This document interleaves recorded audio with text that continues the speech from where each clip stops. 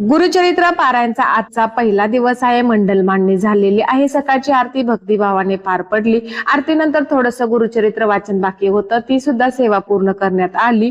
त्यानंतर मी सेवेत सुद्धा होते आणि स्वामींच्या कृपेने माझा 8वा अध्याय पूर्ण झाला. या ताईंच्या जागी बसून ताईंना अचानक त्रास झाला म्हणून मी त्यांच्या जागी बसले आणि माझा 8वा अध्याय स्वामींनी पूर्ण करून घेतला. दिशाने माझ्या मुलाच्या हातामध्ये यज्ञ कंकण बांधलेले आहे. माझ्या मिस्टरांनी सुद्धा मनापासून आजची सेवा केलेली आहे. छकुलीची सेवा तर खरंच खूप छान आहे आणि ती नेहमी स्वामींच्या सेवेमध्ये तत्पर असते. आज होती आगाशिवनगरची यात्रा.